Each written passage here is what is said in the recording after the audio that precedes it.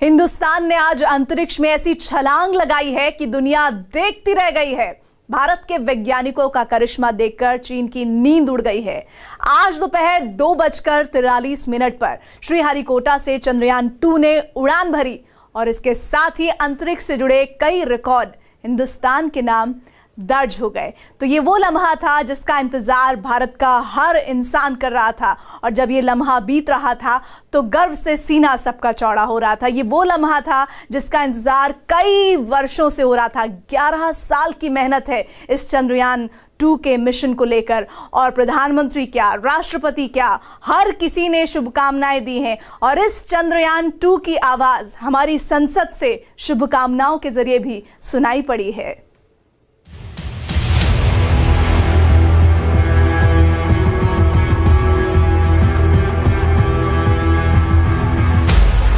जो अमेरिका और चीन भी ना कर सके।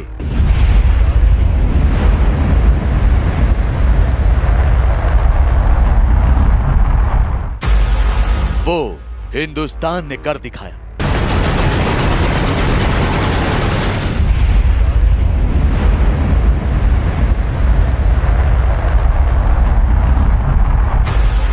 पूरा हुआ चंद्रयान 2 का पहला पड़ाव।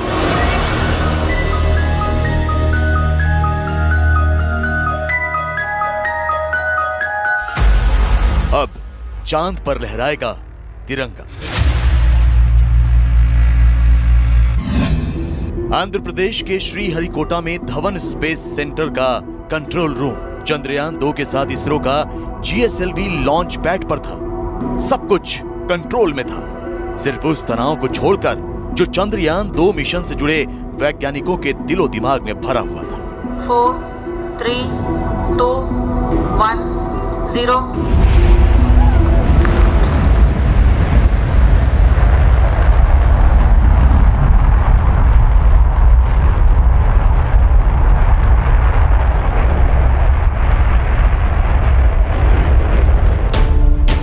दोपहर बाद ठीक 2:43 पर चंद्रयान 2 यानी चंद्रयान का लैंडर विक्रम और रोवर प्रज्ञान के साथ GSLV मार्क 3 रवाना हुआ, जो 32 सेकंड बाद ही बादलों के पार जा चुका था। इसरो के वैज्ञानिक कंप्यूटर पर नजर गड़ाए बैठे थे और 15 मिनट बाद चंद्रयान 2 अंतरिक्ष में था और कामयाबी भारतीय वैज्ञानिकों के कदमों में। इसरो के चेयरमैन डॉक्टर के सिवन ने इस कामयाबी का ऐलान किया। Today is a historical day for space and science and technology in India. I am extremely happy to announce that GSLV Mark 3 vehicle successfully injected Chandrayaan 2 in the defined orbit. In fact, the orbit is 6,000 kilometers more than what our internet is better. Chandrayaan 2 पर पूरी दुनिया की निगाहें थी।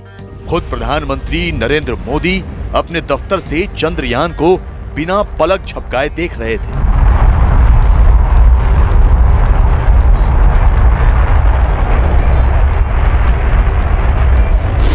देश की संसद को यह खबर लोकसभा में स्पीकर ओम बिड़ला और राज्यसभा में सभापति वेंकैया नायडू ने दी। It gives me great happiness to inform the House that Chandrayaan 2 has been successfully launched by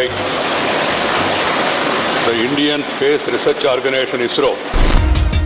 Chandrayaan 2 फिलहाल धरती की कक्षा में है। यहाँ से वो चांद की कक्षा यानी मून ऑर्बिट की ओर जाएगा और चांद के उस दक्षिणी हिस्से पर हिंदुस्तान का पताका लहराएगा, जहां आज तक अमेरिका, रूस और चीन ने झांकने से भी परहेज किया। अंतरिक्ष में हिंदुस्तान की सबसे बड़ी छलांग ने हर हिंदुस्तानी का सिर गर्व से ऊंचा कर दिया है। 1000 करोड़ रुपए का मिशन चंद्रयान 2 कई मायनों में अनोखा है। हिंदुस्तान का चंद्रयान चांद के उस इलाके में पहुंच रहा है जहां आज तक दुनिया का कोई मुल्क नहीं पहुंच सका है।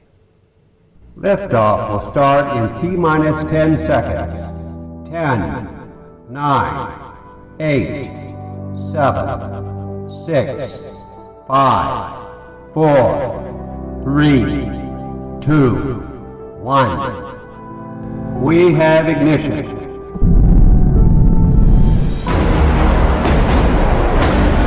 ये हिंदुस्तान के हौसलों की उड़ान है, 125 करोड़ भारतीयों का अभिमान है, अंतरिक्ष में सबसे ऊंची छलांग है।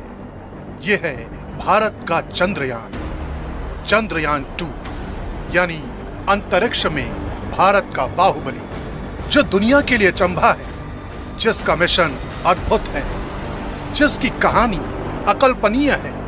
चंद्रयान 2 हिंदुस्तानी हुनर, हौसले और जज्बे की अनूठी मिसाल है। सबसे दमदार, सबसे वजनदार और सबसे धमाकेदार, वो भी 100% शुद्ध स्वदेशी। चंद्रयान 2 के लिए न किसी की मदद ली गई, न किसी का सहारा, फिर भी चंद्रयान 2 की करिश्माई कहानी रच दी गई। चंद्रयान 2 की तैयारी में 10 साल की अथक मेहनत लगी। 15 जुलाई को लॉन्च की पहली तारीख भी टालनी पड़ी। पूरे मिशन में 500 से ज्यादा वैज्ञानिकों ने दिन रात काम किया और इस मिशन को पूरा करने में, रॉकेट असेंबल करने में 1000 करोड़ रुपए की लागत लगी। चंद्रयान 2 का चमत्कारी किस्सा बेहद दिलचस्प है।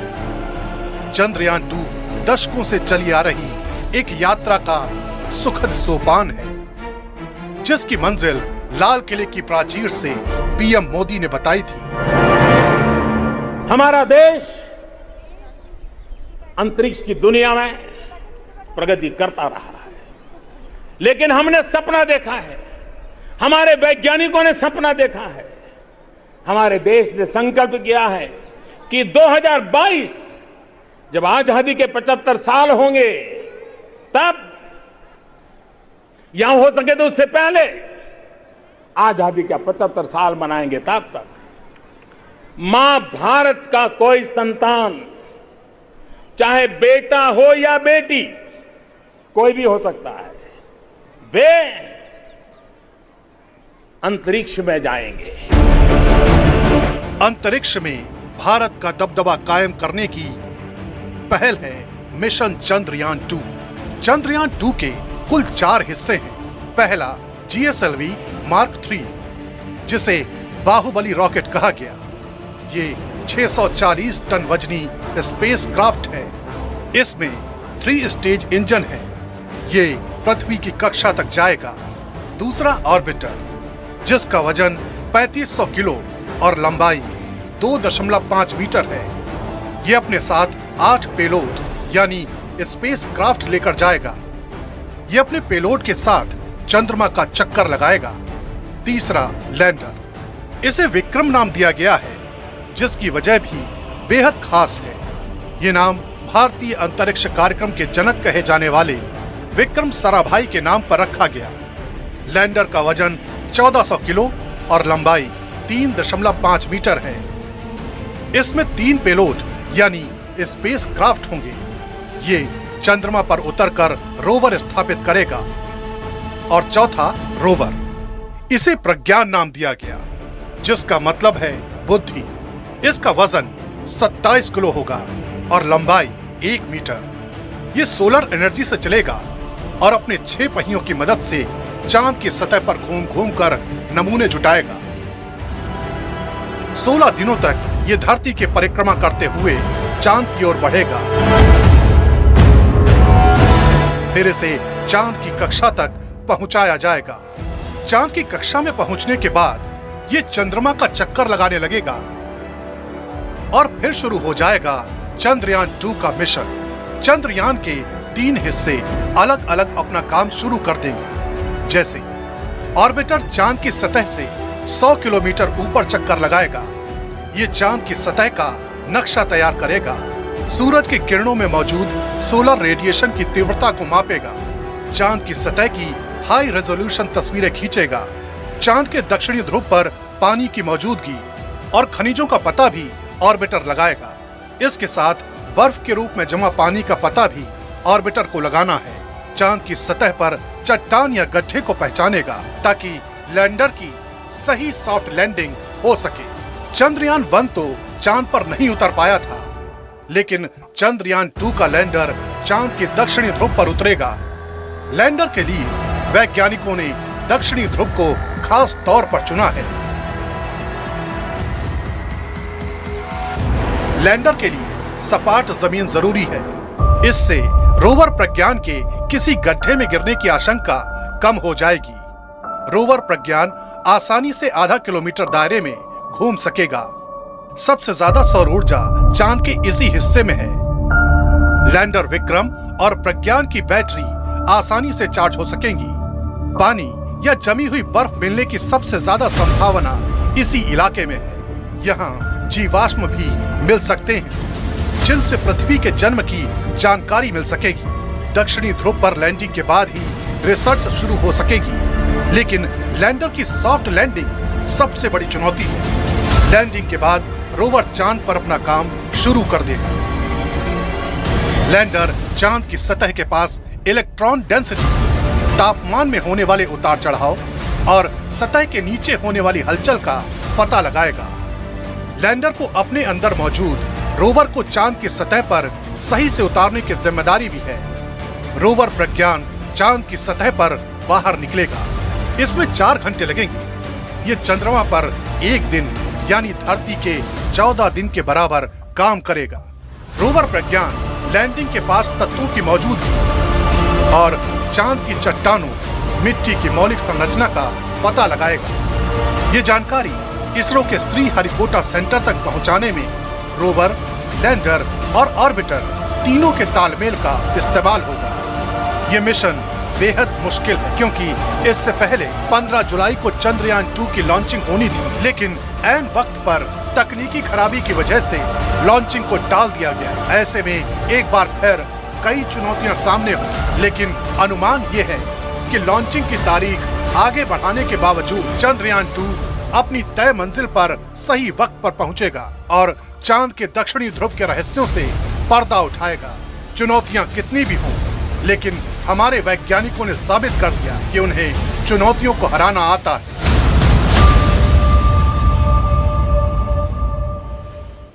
चंद्रयान चांद तक पहुंचने के लिए एक लंबा सफर तय करेगा। चांद तक पहुंचने के लिए ये पहले धरती के कई चक्कर काटेगा, फिर चांद की कक्षा में पहुंचकर वहां भी कई चक्कर लगाएगा। इसके बाद ये चंद्रमा की सतह पर उतरेगा।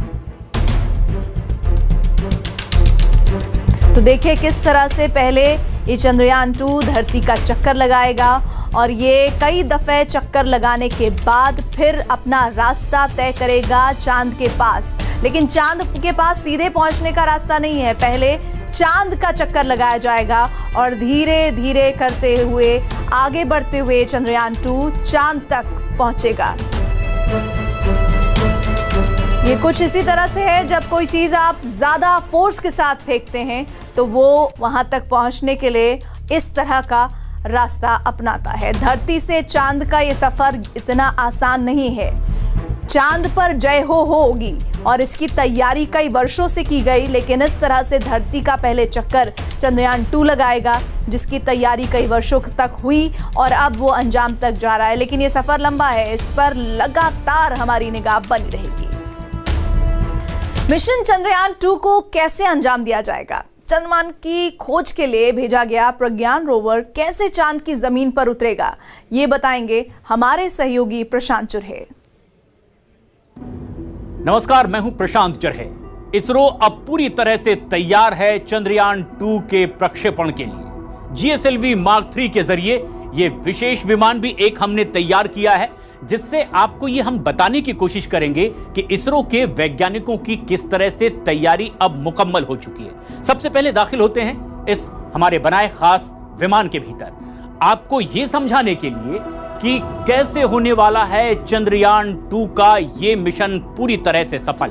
और अब हम दाखिल हो चुके हैं इस खास विमान के भीतर और ये खास विमान इंतजार करेगा इसरो के वैज्ञानिकों के काउंटडाउन का, और काउंटडाउन मिलते ही ये विमान अंतरिक्ष की ओर आगे बढ़ता नजर आएगा और ये दूरी तय करेगा 3,84,000 किलोमीटर की, क्योंकि इसे पहुंचना है चांद की सतह पर और भारत को एक नई कामयाबी अंतरिक्ष में हासिल करनी। और इस तरह से अब हम बढ़ चले हैं अंतरिक्ष की ओर। और अब इस तरह से हम अंतरिक्ष में पहुंच चुके हैं इस विशेष विमान की तरह, जिसे आप देखेंगे प्रक्षेपण में GSLV Mark 3 के जरिए। और अब आप ये दूरी भी देखिए, किस तरह से पृथ्वी से ये दूरी GSLV Mark 3 से ये चंद्रयान बाहर किस तरह से आएगा। ये रॉकेट चंद्रयान से अलग होगा अपने सफर में आगे बढ़ते हुए। और फिर चंद्रयान के भीतर विक्रम लैंडर और प्रज्ञान नाम का एक रोवर है जो अपने मिशन पर आगे बढ़ता दिखाई देगा। चंद्रयान का कुल वजन 3290 किलोग्राम है और ये अपने उस मिशन पर आगे बढ़ेगा जिसे चंद्रमा की सतह पर पहुंचना है। 1000 वॉट बिजली पैदा कर सकता है ये एक ऐसा यंत्र, इसके साथ लगाया भी गया है सोलर पावर से।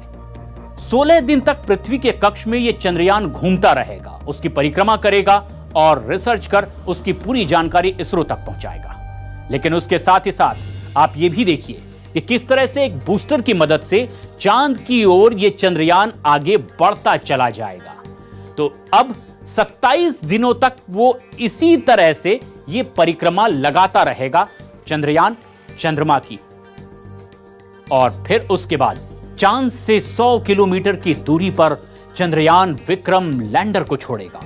और ये मिशन से एक कदम और आगे, जब विक्रम लैंडर का अंतिम 15 मिनट सबसे बेहद मुश्किल होने वाला है इस पूरे सफर में, क्योंकि ये 15 मिनट बेहद खास है। और इस तरह से अब लैंडर भी चंद्रमा की सतह पर मौजूद है, जिस तरह से आप देख पा रहे हैं। अब ये लैंडर अपने एक कदम आगे बढ़ाते हुए अपने उस मिशन को अंजाम देगा जिसकी तैयारी वैज्ञानिकों ने की है। चांद पर उतरने की जगह ये खुद तय करेगा लैंडर विक्रम साराभाई के नाम पर इसका नाम विक्रम रखा गया है। और उतरने के पहले के अंतिम 15 मिनट इसके लिए बेहद मुश्किल भरे हैं, क्योंकि एक चुनौती वाली घड़ी भी होगी। इसकी रफ्तार जो बहुत ज्यादा तेज है। रॉकेट की मदद से चांद पर यह लैंडर उतरेगा और उसके बाद इंतजार होगा उस लम्हे का जब रोवर इससे बाहर आने वाला है। लेकिन उससे पहले लैंडर 14 दिनों तक चांद की पूरी पड़ताल करेगा। इसकी सतह को उसे समझना है, इसके आसपास के पूरे वायुमंडल की जानकारी इसे बटोरनी है। चांद का एक दिन धरती के 14 दिन के बराबर होता है और इसीलिए चांद पर तेजी से तापमान में भी बदलाव होता है। विक्रम चांद के चक्कर लगाते हुए चंद्रयान को इस सतह की पूरी जानकारी भेजता रहेगा, जो उसकी जानकारी उसके पास मौजूद होगी और फिर वो इसरो तक, वैज्ञानिकों तक पहुंचेगी। और फिर अब आप देखिए, ये वो लम्हा है जब लैंडर के 4 घंटे बाद लैंडिंग करने के बाद लैंडर विक्रम से ये रोबोट प्रज्ञान बाहर आएगा। और इस तरह से इस रोबोट के बाहर आने की वो खास घड़ी होगी जिसका इंतजार इसरो में तमाम वैज्ञानिक कर रहे होंगे, क्योंकि इसी रोबोट को आगे अपनी तफ्तीश बढ़ानी है, जिसका वजन 27 किलोग्राम का है। 6 पहिए इस रोबोट में लगे हुए हैं, जैसा कि आप देख पा रहे हैं। इसी की मदद से तकरीबन आधे किलोमीटर के इस चांद के दायरे में ये घूमेगा, उसकी पूरी पड़ताल करेगा और यही जानकारी वैज्ञानिक चाहते हैं। रोबोट इस काम को अंजाम देगा। 6 पहियों वाला रोबोट विक्रम के आसपास आधा किलोमीटर में घूमता रहेगा और चांद की मिट्टी, वहां के चट्टानों, तमाम नमूने लेकर के उसकी पूरी रिपोर्ट, जानकारी वो सीधे नीचे धरती पर इसरो के वैज्ञानिकों तक भेजता रहेगा। रिसर्च की ये पूरी जानकारी विक्रम तक जाएगी। विक्रम के बाद ये पूरी जानकारी चंद्रयान को भेजी जाएगी और फिर धरती पर बैठे यानी कि इसरो में ये वैज्ञानिक इस जानकारी को हासिल करेंगे और दुनिया के वो ऐसे पहले वैज्ञानिक बनेंगे जो चंद्रमा के इस दक्षिणी इलाके की इतनी विस्तार से जानकारी हासिल करने वाले वैज्ञानिक होंगे।